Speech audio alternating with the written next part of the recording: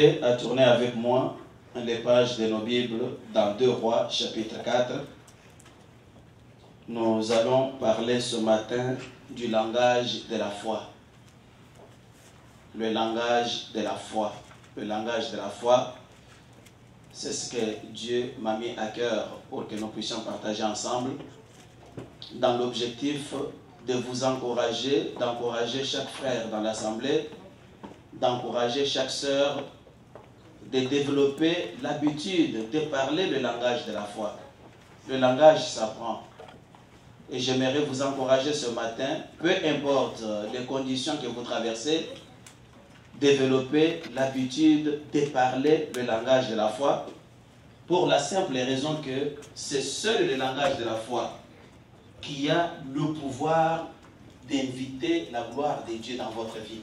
Nous allons lire un long texte parce que je ne vais pas le commenter beaucoup, mais que de lui-même déjà, il vous aide à comprendre qu'est-ce que l'Esprit de Dieu a préparé pour nous. Nous commençons par le verset 8. La Bible dit ceci, qu'un jour, Élisée passait par Sunem. Il y avait là une femme de distinction qui le pressa d'accepter à manger. Et toutes les fois qu'il passait, il se rendait chez elle pour manger. Elle dit à son mari, « Voici, je sais que cet homme qui passe toujours chez nous est un saint homme de Dieu. Faisons une petite chambre haute avec des murs et mettons-y pour lui un lit, une table, un siège et un chandelier, afin qu'il s'y retire quand il viendra chez nous. » Élisée étant revenu à Sunem, se retira dans la chambre haute et y coucha. Il dit à Géasi, son serviteur, « Appelle cette Sunamite. » Géasi l'appela, et elle se présenta devant lui. Et Élisée dit à Géasi, « Dis-lui, voici, tu nous as montré tout cet empressement. Que peut-on faire pour toi? Faut-il parler pour toi au roi et au chef de l'armée? » Elle répondit, « J'habite au milieu de mon peuple. » Et il dit, « Que faire pour elle? » Géasi répondit, « Mais elle n'a point de fils, et son mari est vieux. » Et il dit, « Appelle-la. » Géasi l'appela, et elle se présenta à la porte.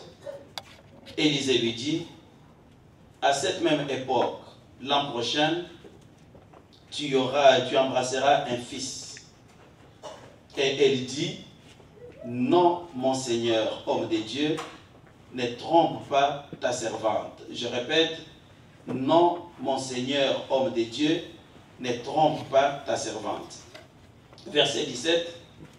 Cette femme devint enceinte et elle enfanta un fils à la même époque l'année suivante, comme Élisée lui avait dit. Verset 18. L'enfant grandit et un jour qu'il était allé trouver son père vers les moissonneurs, il dit à son père, « Ma tête, ma tête. » Le père dit à son serviteur, « Porte-le à sa mère. » Le serviteur l'emporta et l'amena à sa mère. Et l'enfant resta sur ses genoux, sur les genoux de sa mère jusqu'à midi, puis il mourut. Elle monta, le coucha sur le lit de l'homme de Dieu, ferma la porte sur lui et sortit. Elle appela son mari et lui dit, « Envoie-moi, je te prie, un des serviteurs et une des ânesses. Je vais aller en hâte vers l'homme de Dieu et je reviendrai. » Et il dit, « Pourquoi veux-tu aller vers lui aujourd'hui? Ce n'est ni nouvelle lune, ni sabbat. » Elle répondit, « Tout va bien. » Puis elle fit sceller l'ânesse. Et elle dit à son serviteur, « Mène et pars, ne t'arrête pas en route sans que je te le dise. » Elle partit donc et se rendit vers l'homme de Dieu sur la montagne du Carmel. l'homme de Dieu, l'ayant aperçu de loin, dit à Géasi son serviteur, voici cette Sunamite. Maintenant, cours donc à sa rencontre et dis-lui, te portes-tu bien? Ton mari et ton enfant se portent-ils bien? Elle répondit, bien. Et dès qu'elle fut arrivée auprès de l'homme de Dieu sur la montagne, elle embrassa ses pieds. Géasi s'approcha pour le repousser. Mais l'homme de Dieu dit, laisse-la, car son âme est dans l'amertume. Et l'Éternel me l'a caché et ne me l'a point fait connaître. Alors elle dit, ai-je demandé un fils à mon Seigneur? N'ai-je pas dit, ne me trompe pas? Et Élisée dit à Géasi, Saint-Terrain, prends ton bâton dans la main, prends mon bâton dans la main et pars. Si tu rencontres, ça je suis passé au verset 29, si tu rencontres quelqu'un, ne le salue pas, et si quelqu'un te salue, ne lui réponds pas, tu mettras mon bâton sur le visage de l'enfant. La mère de l'enfant dit, l'Éternel est vivant et ton âme est vivante, je ne te quitterai point. Et il s'éleva et la suivit. Géasi les avait dévancés et il avait mis le bâton sur le visage de l'enfant. Mais il n'eut ni voix ni signe d'attention. Il s'en retourna à la rencontre d'Élisée et lui rapporta la chose en lui disant, l'enfant ne s'est pas réveillé. Lorsqu'Élisée arriva à la maison, dans la maison, voici l'enfant était mort, couché sur son lit. Élisée entra et ferma la porte sur eux deux, et il pria l'Éternel. Il monta et se coucha sur l'enfant. Il mit sa bouche sur sa bouche, ses yeux sur ses yeux, ses mains sur ses mains, et il s'étendit sur lui. Et la chair de l'enfant se réchauffa.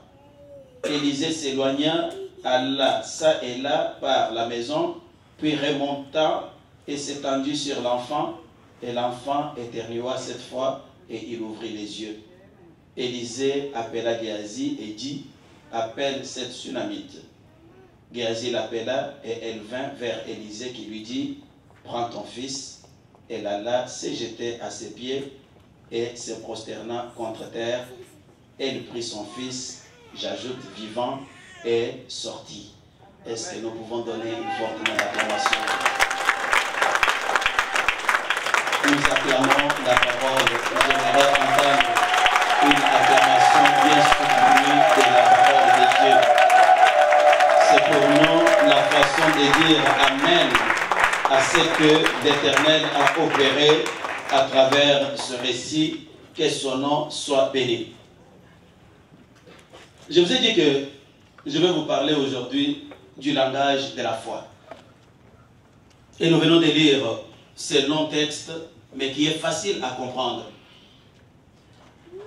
Je vais commencer par fixer votre attention sur deux choses dans ce récit.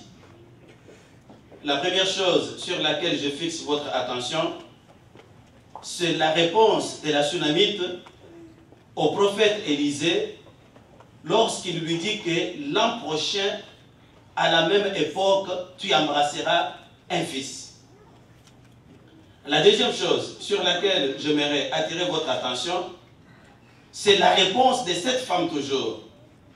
Mais cette fois-ci à son mari, lorsque son mari lui demande, est-ce qu'il y a urgence pour que tu ailles voir l'homme de Dieu, parce que ce n'est ni un jour de fête, ni un jour de sabbat. Ces deux réponses représentent deux types de langage. Le premier type, c'est le langage d'incrédulité, et le deuxième type, c'est le langage de la foi. Et j'aimerais encourager une personne ce matin. J'aimerais t'encourager, toi mon frère, toi ma soeur qui m'écoute, à développer l'habitude de parler le langage de la foi. Pourquoi? Parce que c'est ce type de langage, comme je l'ai dit en entrant, qui permet d'inviter la gloire de Dieu dans la vie. C'est ce type de langage qui permet d'appeler le miracle de Dieu dans votre propre vie. La Bible dit ceci au verset 16. Que Élisée le prophète, après avoir mangé sur invitation de cette femme, la Sunamite, après avoir dormi dans la chambre que cette femme et son mari lui avaient apprêtée, il a été touché. Il a alors demandé à son serviteur Géasi, Géasi, appelle cette femme, qu'est-ce qu'on peut faire pour elle? Lorsque Géasi appelle la femme pour la première fois, il lui demande, qu'est-ce qu'on peut faire pour toi? Et la femme décline toute offre. Mais l'homme de Dieu était toujours tourmenté. Il a demandé encore à Géasi, qu'est-ce qu'on peut faire pour elle? Et Géasi lui a dit que non, depuis que nous sommes arrivés ici, il n'y a pas d'enfant dans cette maison. Et l'homme de Dieu lui dit, rappelle cette femme. Il a rappelé la femme, et c'est Élisée lui-même qui a parlé. Il dit à la femme, femme, parce que tu nous as montré un tel empressement, l'année prochaine, à la même époque, tu vas embrasser un fils. Mais voilà la réponse de la femme. Elle dit, non, mon Seigneur homme de Dieu, non, mon Seigneur homme de Dieu, ne trompe pas ta servante. Hey, écoutez-moi frères et sœurs, c'est cette femme qui a dit à son mari que cet homme qui vient manger chez nous, c'est un saint homme de Dieu. Cette femme, cette Sunamite, c'était une Israélite. Sunem appartient à la tribu d'Issachar. Elle connaissait bien le prophète Élisée. Elle connaissait bien comment Dieu l'utilisait. C'est la raison pour laquelle elle l'a invité dans sa maison. Mais maintenant que le prophète prophétise sur elle, pour demander au ciel de lui accorder un enfant, au lieu de dire Amen à la parole qui a été prononcée, au lieu de jubiler de joie, la Bible nous dit que la femme a été sceptique. Elle s'est excusée, elle dit non, non, non, non, non, non, homme de Dieu, ne trompe pas ta servante. C'est ça ce que j'appelle le langage d'incrédulité. Le langage d'incrédulité, en fait, c'est quoi?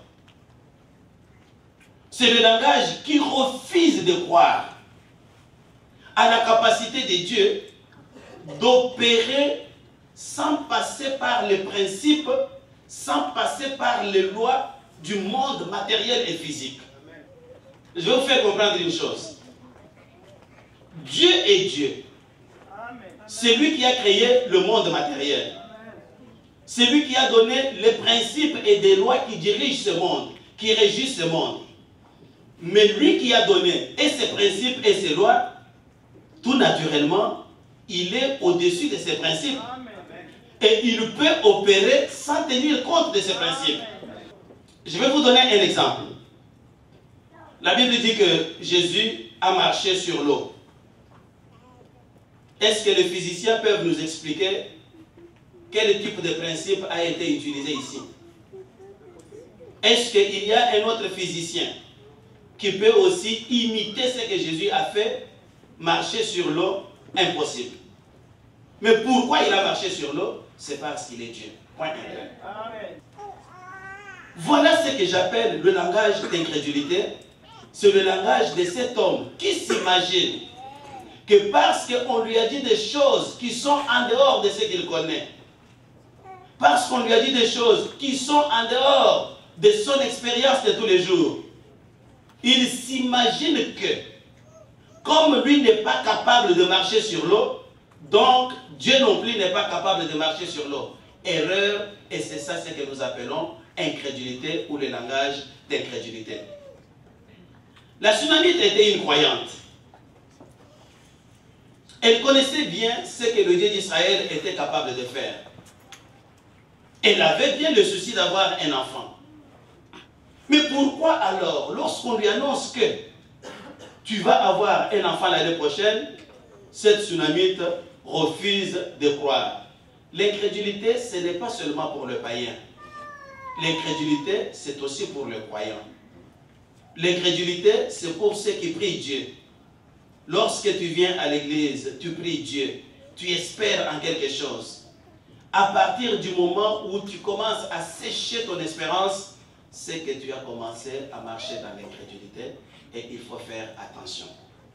J'aimerais t'encourager ce matin, mon frère, ma soeur, à faire tout pour te tenir loin de l'incrédulité si tu veux réellement appeler le miracle de Dieu dans ta vie. Cependant, il est très important que je puisse vous indiquer 3 choses. Il y a plusieurs choses qui peuvent précipiter l'incrédulité dans la vie d'une personne, dans ta vie, dans ma vie, dans la vie de la Shunamite. Les connaître va te permettre d'être attentif pour que tu ne tombes pas dans ces pièges.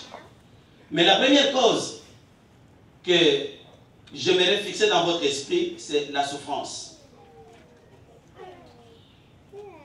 Vous savez, frère, on est homme sur la terre, on est chrétien, on peut être croyant,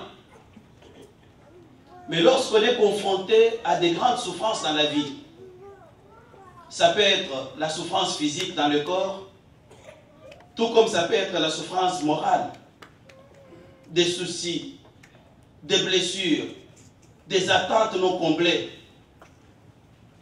l'espoir qui n'est pas réalisé, la tristesse, l'angoisse. Lorsque la souffrance atteint un niveau d'insupportabilité dans la vie d'une personne, rassurez-vous qu'il est fort probable que cette personne tombe dans l'incrédulité. Il est fort probable que cette personne commence à se dire, mais si Dieu existe, s'il écoute les prières, pourquoi il n'a pas écouté ma prière? Je vais vous donner l'exemple de la femme de Job.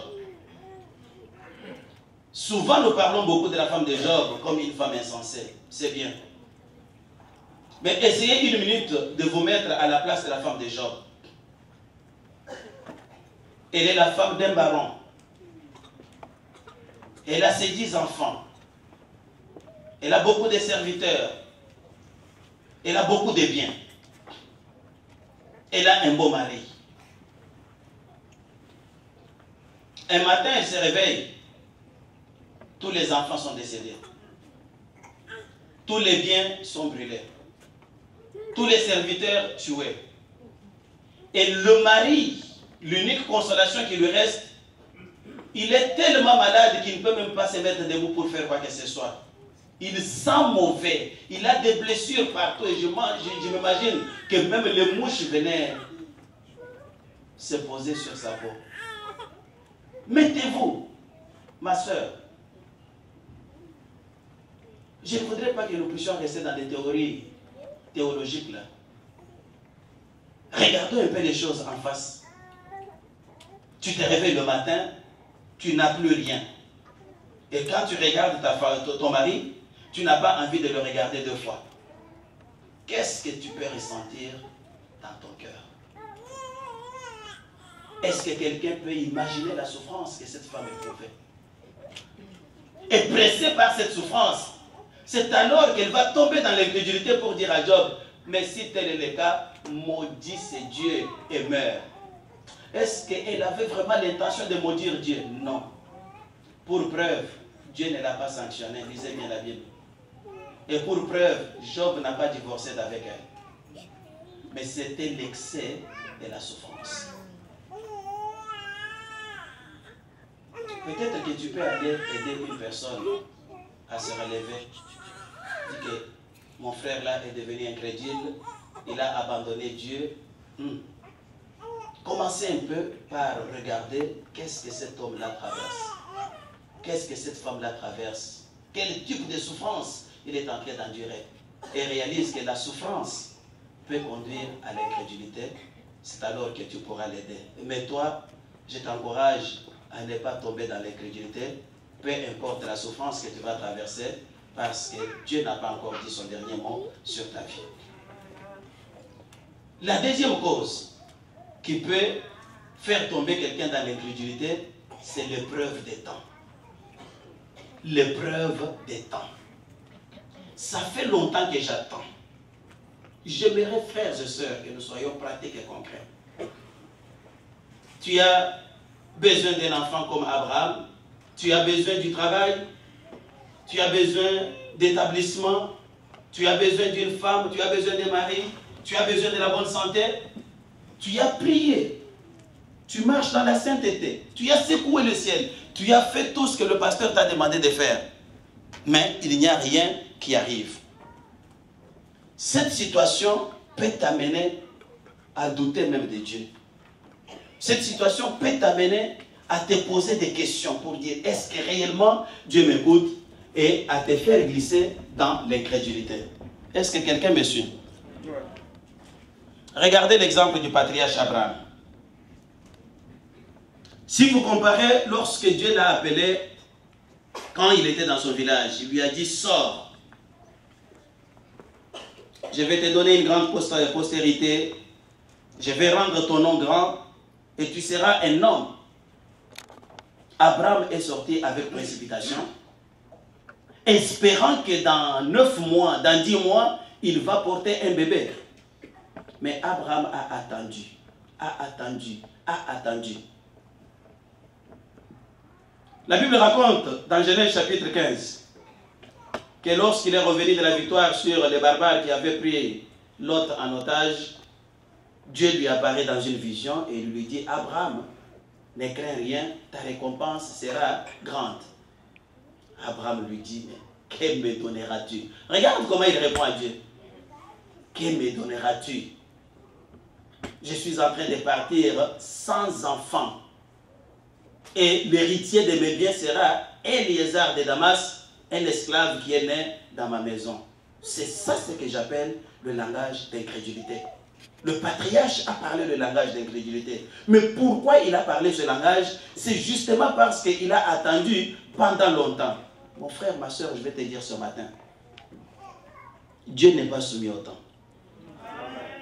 Dieu est au-dessus du temps. Et Dieu ne compte pas le temps comme nous le comptons. C'est nous qui sommes pressés parce que nous avons les années de 12 mois. Mais Dieu est éternel, il est dans l'éternité. Et quand il décide d'opérer, il va opérer sans tenir compte de temps. Ne sois pas lié par le temps, mon frère. Comprends plutôt que nous avons dans le ciel un Dieu qui est capable de changer tout, même en dernière minute. C'est-à-dire, même s'il reste une seconde dans ta vie, Dieu peut changer beaucoup de choses, frère. Ne sois pas incrédule parce que le temps est trop long. Non, le temps ne joue pas dans l'accomplissement de la vision de Dieu. La troisième cause, surtout dans le temps actuel, ce sont les fausses prophéties. Regardez bien la réponse que cette femme donne à Élisée. Elle dit à Élisée, non, homme de Dieu, ne trompe pas ta servante. Pourquoi elle va utiliser le verbe tromper? Est-ce que vous vous êtes posé cette question? Il reconnaît que c'est un homme de Dieu. Il dit, non, mon Seigneur, homme de Dieu, ne trompe pas ta servante. Cela nous laisse comprendre une chose. Que cette femme avait déjà été victime de mensonges multipliés dans le passé. Au point que ces mensonges ont fini par calciner sa foi et son espérance.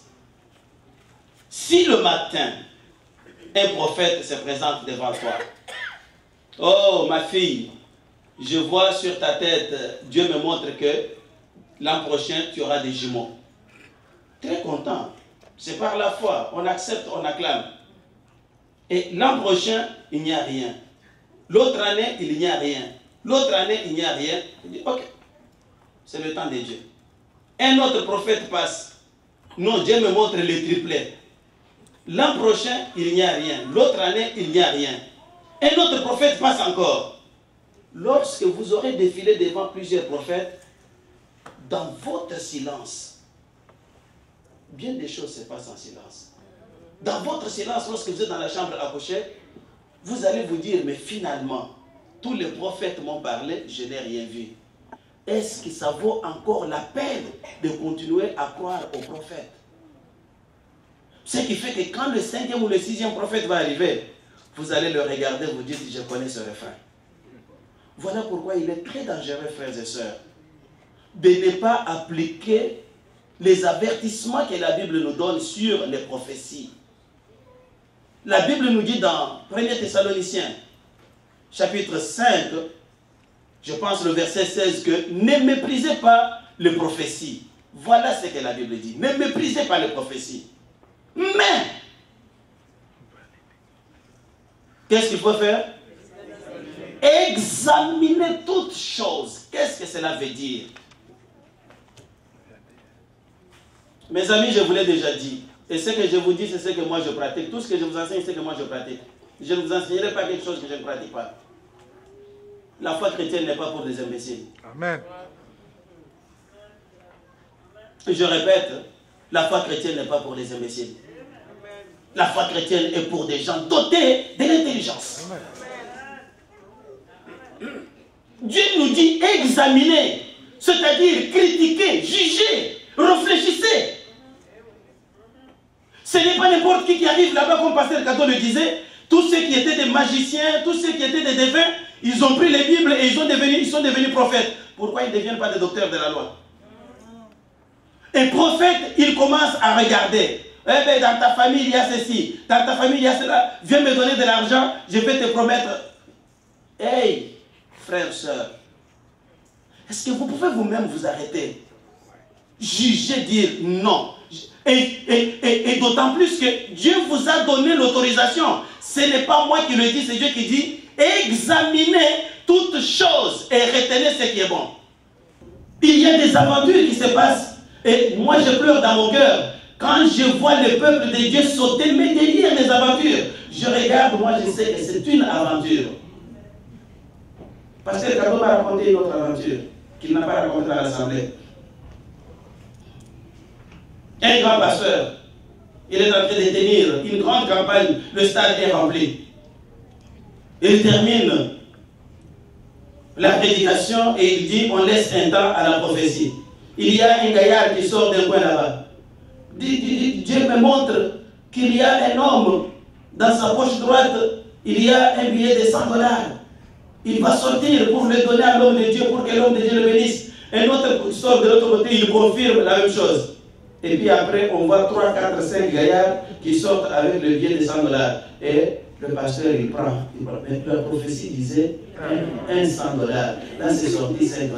Est-ce qu'avant d'apporter votre deuxième $100, vous ne pouvez pas vous arrêter et dire qu'est-ce que la prophétie a dit? C'est ça ce qu'on dit, examinez toutes choses. Réfléchissez, frères et sœurs bien-aimés. Les dons de Dieu ne s'achètent pas au prix d'argent. La Bible dit, vous avez reçu gratuitement, donné gratuitement. Et lorsque vous arrivez, vous commencez qu'il y a tel prophète qui est sorti à gauche, tel prophète qui est sorti à droite, viens donner la dîme du prophète pour que je prie pour toi. Est-ce que cela a une base biblique? Voilà pourquoi la Bible dit que mon peuple est détruit parce qu'il lui manque la connaissance. Et vous faites souffrir, par exemple, vos bergers.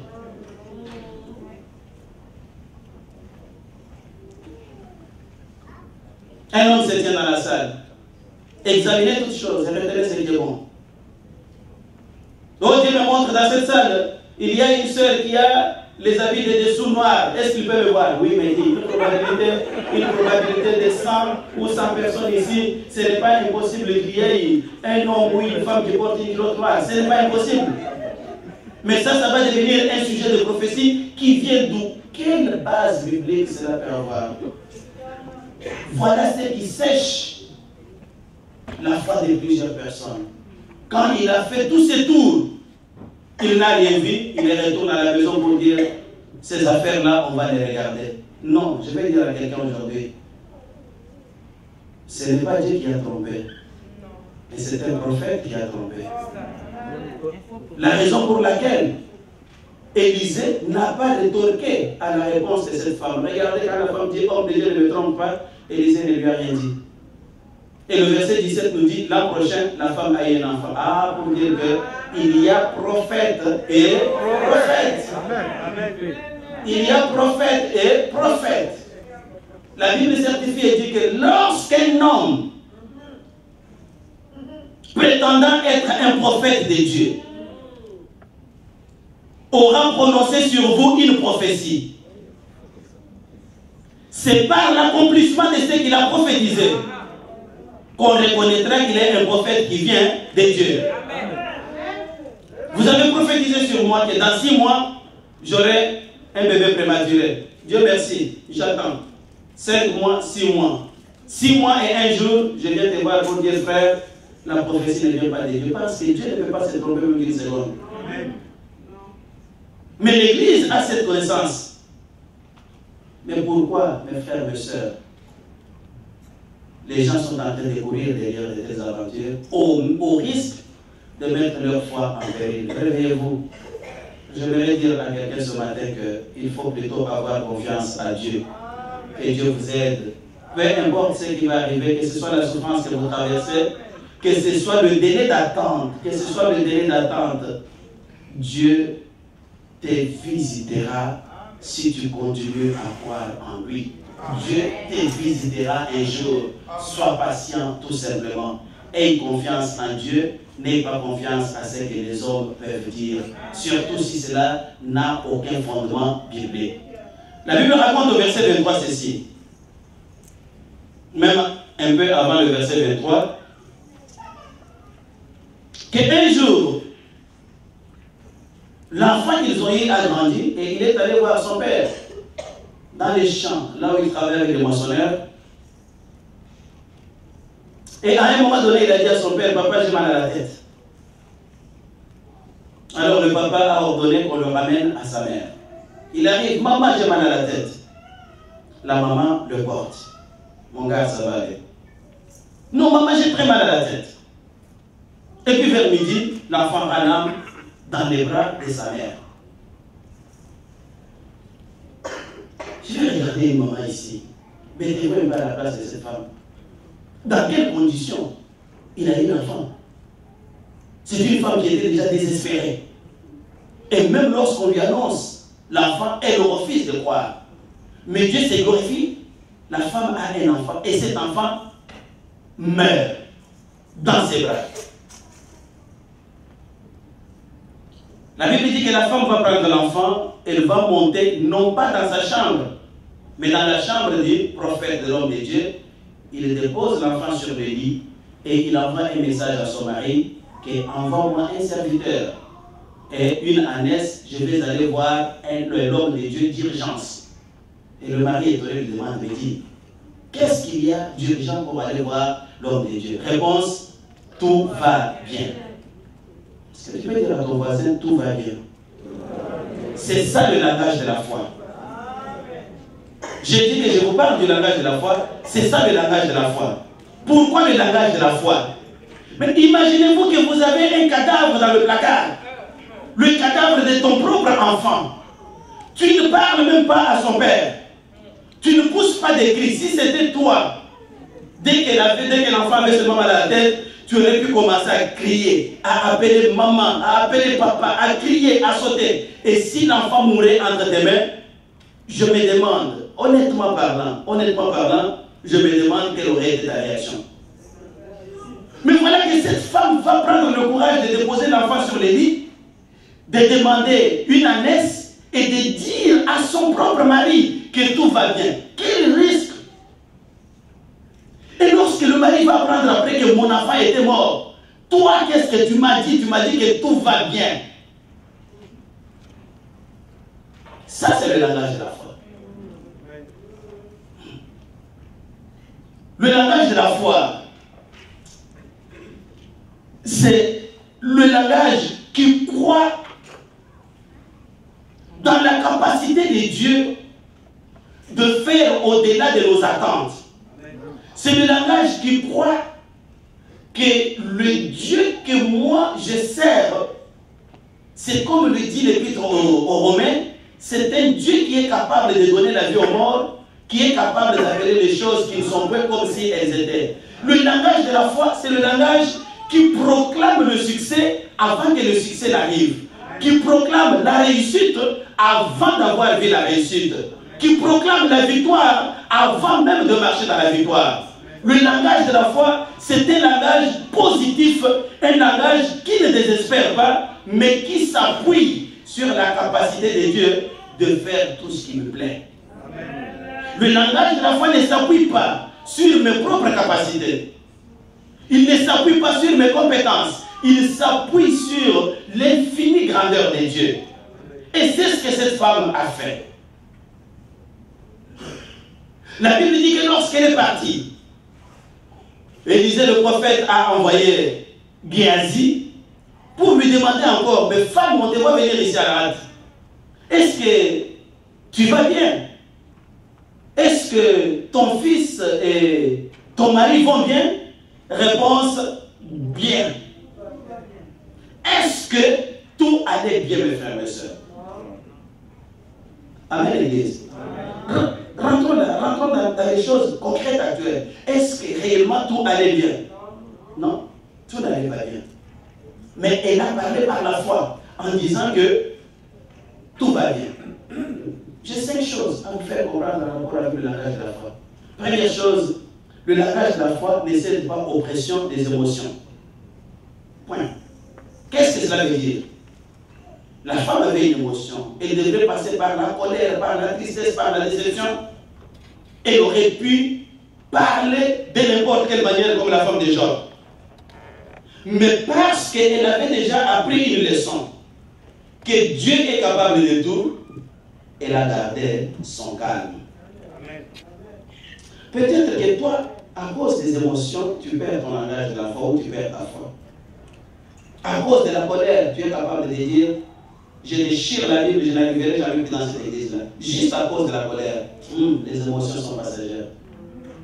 Agissez plutôt comme Job. J'aime bien le vieux Job.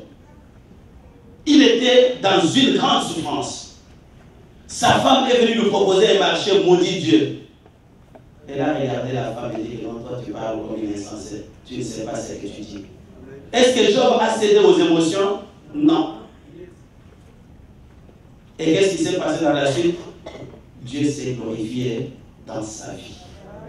Que l'émotion ne te sépare pas de ton Dieu. Que la colère ne te sépare pas de ton Dieu. Que la tristesse ne te sépare pas de ton Dieu. Que la déception, même les blessures que les humains peuvent t'infliger, que cela ne devienne pas un motif pour toi d'abandonner ta foi. Continue à croire. Continue à parler le langage de la foi. Dieu va se glorifier dans ta vie. Je me rappelle, j'ai suivi quelque chose sur la radio Samomanamo lorsque j'étais encore en Afrique. Un homme avait son enfant qui était malade. Il a beaucoup prié Dieu, Seigneur, sauve-le, guéris-le, guéris-le. Mais finalement, l'enfant est décédé. Ils sont allés au cimetière, ils ont inhumé le corps de l'enfant. Quand il revient à la maison, il entre dans sa chambre et il dit, Jésus, je t'ordonne maintenant de sortir de mon cœur. Pourquoi est-ce que mon enfant est mort? Parce qu'on m'a toujours appris, invite-le, il entre, je t'ai invité, mais maintenant je t'ordonne, sors de mon cœur. Qu'est-ce qui a poussé cet homme à arriver jusqu'à ce niveau? C'était juste les émotions, la douleur qu'il a ressentie. Dieu est Dieu malgré la douleur. Amen. Dieu est Dieu malgré les émotions. Amen. La deuxième chose, c'est que le langage de la foi ne cherche pas le coupable. Je me demande si cette femme était congolaise. Je m'excuse, je ne sais pas, ça se passe comme ça dans notre pays. Mais si cette femme était congolaise, j'imagine un peu sa réaction. Et surtout, si elle priait au combat spirituel, je puis déjà conclure comment ça va se passer. Mon fils que j'ai eu sur base de la prophétie, ce fils est allé au champ voir son père. Et là, il me revient cadavre. La femme allait commencer par son mari. Hey, qu'est-ce que tu as fait avec mon enfant? Mais il dit, ce n'est pas seulement ton enfant, c'est votre enfant à vous deux. Toi tu es sorcier, c'est toi qui as bouffé mon enfant. S'il ne trouvait pas le coupable, je le marie. Si par malheur, la grand-maman était passée par là, même un jour avant, oh mon Dieu, tu as vu ta mère parce qu'elle est passée par ici, elle a volé l'âme de mon enfant. Mais regarde cette femme. elle n'a avisé personne. Elle n'a pas cherché le coupable. Je vais te dire, mon frère, ma soeur, si quelque chose va mal dans ta vie, ne te précipite pas pour chercher le coupable. Tourne-toi vers Dieu, il est plus grand que le coupable.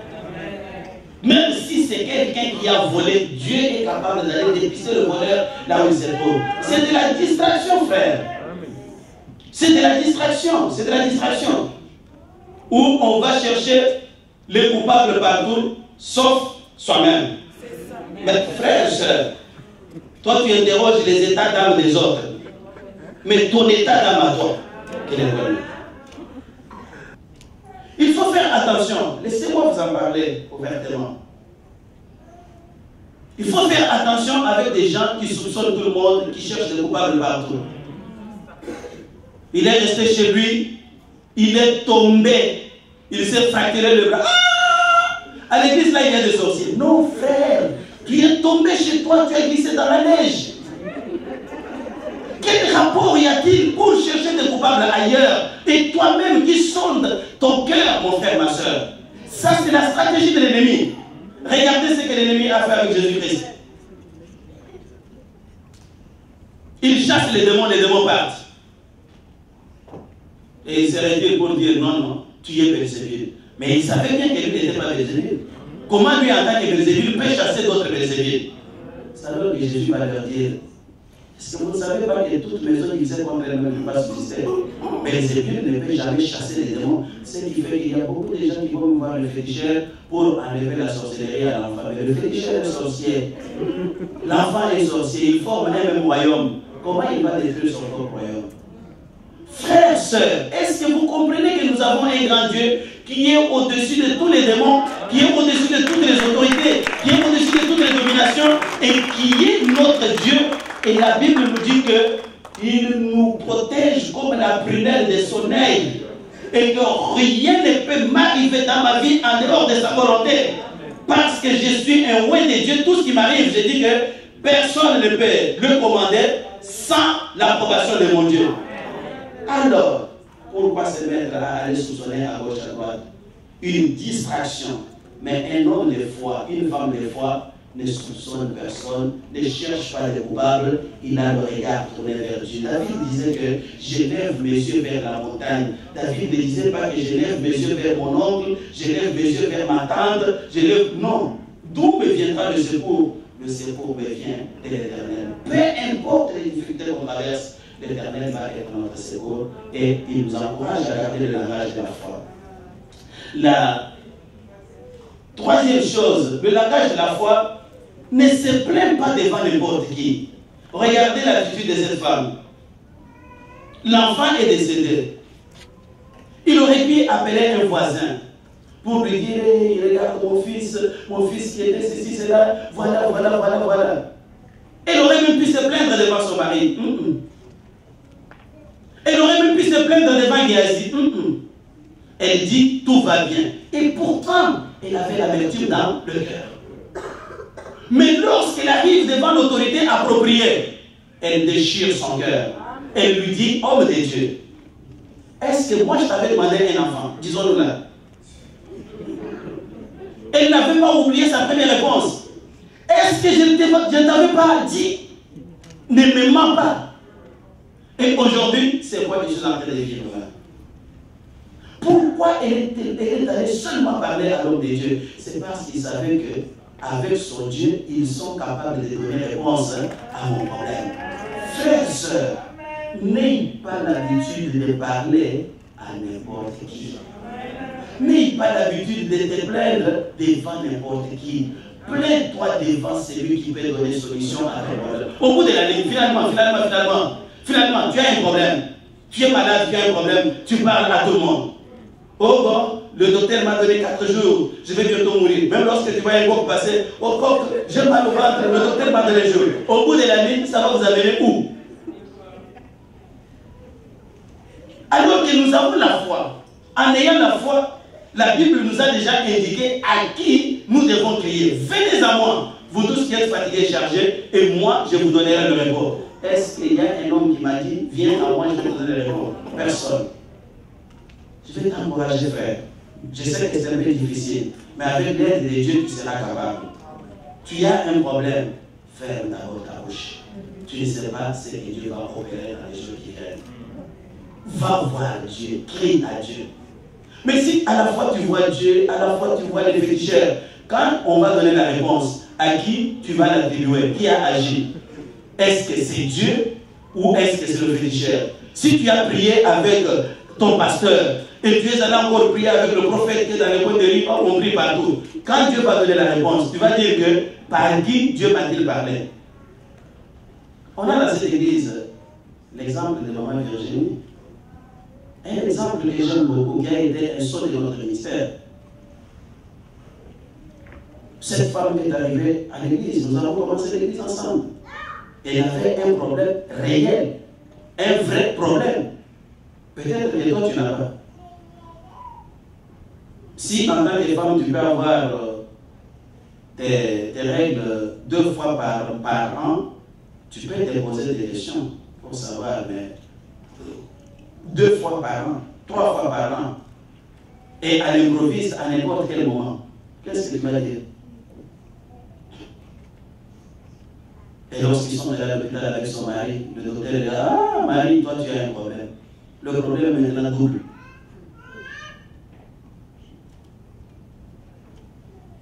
Mais ce que j'ai aimé, ça je ne cesse de le dire, et je le dirai toujours avec beaucoup de conviction et avec beaucoup de joie même. J'entendais le matin comment papa Théotime criait à haute voix dans la chaîne de prière. Maman Annie elle est encore vivante. Maman Brigitte Mbette, Maman Sidonie Kabea, ils sont encore là. Ce n'est pas, on ne parle pas des choses des temps d'Abraham, non, on parle des choses du siècle présent. Il y a des témoins à qui on veut parler. Cet homme-là ne s'est gêné pas, dit: priez aussi pour moi. Mais il savait qu'il avait un problème et il avait le dossier de l'hôpital sous les scènes. À l'hôpital, on ne lui donne même pas le rendez-vous. La femme priait, l'église priait, les gens priaient. Jamais je n'ai vu Théotime sortir pour aller dire: je suis allé voir le prophète qui est arrivé à Montréal-Nord. Pas une seule fois.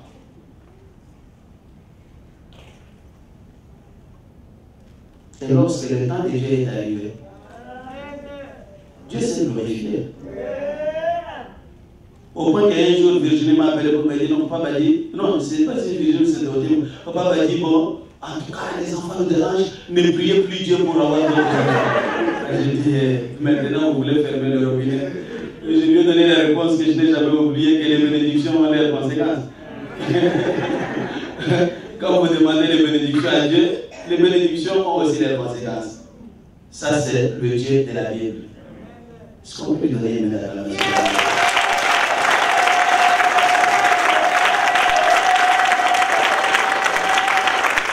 Quatrième chose, le langage de la foi n'est pas un langage de compétition. Vous savez, dans le siècle présent, on voit beaucoup de choses, au point même que les païens qui nous regardent, ils se demandent si réellement nous prions un vrai Dieu. Lorsque vous voyez un chrétien de tel part, il dit: Dieu va faire, il va dire Dieu va faire quand il voit janvier passer. Comme pour dire que non, le Dieu de janvier n'est pas capable de faire. Dieu va faire, Dieu va faire. Non, ça c'est son affaire. Pour parler le langage de la foi, il faut avoir la foi. Et pour avoir la foi, il faut être soumis à la parole de Dieu. Et la parole de Dieu ne permet pas de compétition. Non, on n'est pas dans le football. Lorsqu'on va dans le match de football, on va parier, on va se défier mutuellement. On va dire: mon équipe va gagner. Pourquoi? Parce que nous avons les meilleurs joueurs. Mais ici, le meilleur joueur que nous avons, c'est Dieu. Je ne peux pas compétitionner avec une personne parce qu'il n'y a aucune personne qui peut faire quelque chose. J'aime bien ce que Actes des Apôtres dit. Il n'y a pas un seul nom qui a été donné au monde par lequel les hommes doivent être sauvés, si ce n'est que le nom de Jésus-Christ. Il n'y en a pas deux. Il n'y a qu'un seul nom. Même si le pasteur prie avec toi, un serviteur inutile, il a été utilisé par Dieu. Le pasteur ne peut pas prier dans son nom pour dire: à mon nom. Non, au nom de Jésus-Christ. Alors, l'église de Dieu ne peut pas marcher dans les compétitions. Ou le langage de la foi, c'est si tu trouves quelqu'un, comme on peut dire compétition, chez nous, nous faisons ce. Retire-toi. Dis que Dieu fait ceci. Tous nous sommes des serviteurs de Dieu. Lorsque vous regardez, ce n'est pas lorsqu'on parle fort. Regardez Goliath, qu'est-ce qu'il dit à David? Petit, je vais te tuer, je vais écraser ta tête, aujourd'hui je vais te donner. Mais regarde ce que David dit. Je viens vers toi au nom de l'Éternel des armées. Le langage de la foi s'appuie sur l'Éternel des armées. Et quand il s'est appuyé sur l'Éternel des armées s'est glorifié. La dernière chose, le langage de la foi égale confiance totale en Dieu.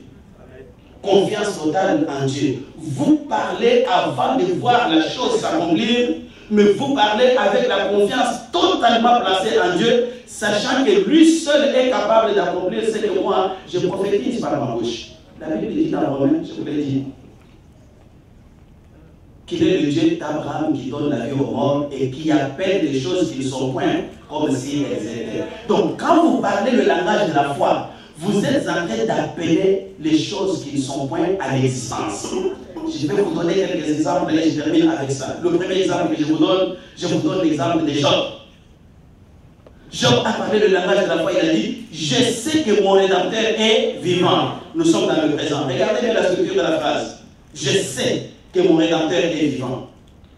La proposition suivante, et qu'il s'élèvera le dernier sur la terre. Le futur, il va s'élever. Il n'est pas encore levé maintenant. Maintenant, je souffre. Mais mon présent ne sera pas semblable à mon futur. Parce que mon Rédempteur s'élèvera. Réalisez l'histoire de Job jusqu'à la fin. Le Rédempteur s'est levé. Et quand il s'est levé, qu'est-ce qui s'est passé? Job a été totalement restauré. Regardons l'exemple d'Abraham. Lorsqu'Abraham n'avait pas la foi, il a dit à Dieu, qu'est-ce que tu vas me donner? Mais quand il a eu Isaac, il va à la montagne, il dit à ses serviteurs, restez ici, moi et le jeune homme, nous allons jusqu'à la montagne pour adorer, et après, nous reviendrons. Lisez la suite de l'histoire, Abraham est revenu. Regardez l'histoire de Moïse devant la mer Rouge. Quand Moïse n'avait pas la foi, il a dit à Dieu, qui suis-je pour aller voir Pharaon? Mais lorsque Moïse a eu la foi, il a regardé la mer Rouge, il a regardé le désert, il a regardé l'armée de Pharaon et il a dit, ces Égyptiens que vous voyez là, c'est le présent. Dans le présent, il voyait les Égyptiens. La proposition suivante, vous ne les verrez plus jamais. Et lisez la suite de l'histoire, qu'est-ce qui s'est passé? Ils n'ont jamais plus vu ces Égyptiens-là. Pourquoi? À cause de la confiance qu'ils avaient placée dans l'Éternel des armées. Je vous ai encouragé ce matin, mon frère, ma soeur, à apprendre à parler le langage de la foi. Et je vous ai fait comprendre que c'est le langage de la foi qui a le pouvoir d'appeler la gloire de Dieu, d'appeler le miracle de Dieu dans votre vie. Et le langage de la foi, c'est notre foi, c'est l'expression même de notre foi envers notre Dieu.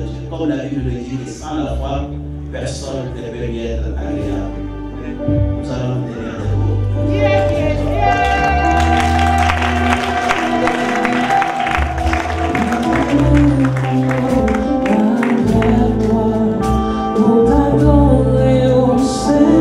Peut-être que tu avais commencé à parler le langage d'hésitation. Peut-être même que tu avais commencé à tenir un langage incrédule. Mais ce matin, tu as la possibilité de revenir aux bonnes habitudes pour précipiter la gloire de Dieu. Juste élever la voix, dire à Dieu, aide-moi Seigneur à développer dans ma vie le langage de la foi. Donne-moi l'audace, donne-moi la hardiesse de me fonder sur toi et de parler avec assurance des choses qui peuvent te permettre de manifester ta gloire dans ma vie. Donne-moi la hardiesse de parler avec toi.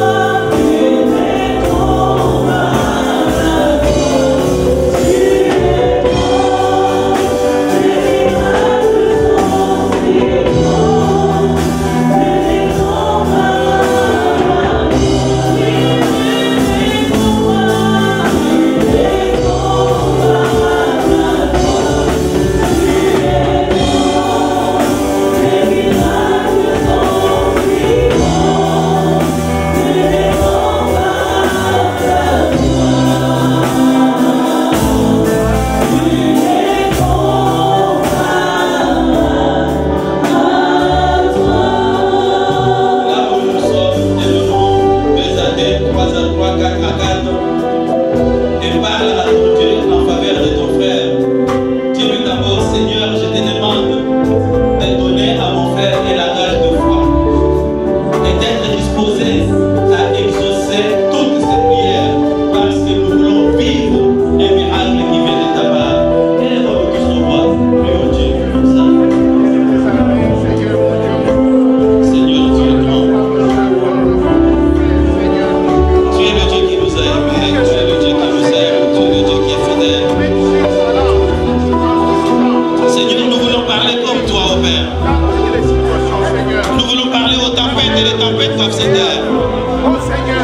Nous voulons parler à l'océan et l'océan doit nous écouter. Nous voulons parler aux circonstances difficiles, Seigneur, et de voir plier leurs genoux devant de nous. Accorde-nous, Seigneur, un langage audacieux. Accorde-nous, Seigneur, un langage positif. Accorde-nous, Seigneur, un langage qui déclare la victoire. Parce que nous savons qu'il est écrit clairement que nous avons fait avec le monde. Oh Dieu, tu nous as appelés pour que nous puissions développer la foi. Seigneur, la Bible nous dit que sans la foi, personne ne peut être agréable. Je nous appelle de prier, Seigneur, pour mon frère. Je te prie pour ma soeur. Je sais que les temps sont durs. Nous avons besoin de la foi, au Père éternel, afin que nous puissions perdre. Les temps sont durs, mon Père éternel. Les temps sont durs, mon Dieu, mon Père éternel. Il n'y a que ceux qui ont gardé leur foi qui pourront tenir jusqu'à la fin. Seigneur, fais-nous grâce. Que ceux que nos yeux voient, mais que Dieu voit, une source de crédibilité dans notre vie. Oh, Carabéka, merci, notre Père et notre Dieu. Merci, le grand roi. Merci, le Père éternel. Tu es notre Père, tu es notre Dieu, tu es notre Dieu. Louange à toi. Alléluia. Dieu est notre Père et notre Seigneur. Je sais que tu es le Dieu d'Abraham, tu es le Dieu de Moïse, tu es le Dieu de l'impossible. Je suis en train de te prier maintenant en faveur de ton assemblée.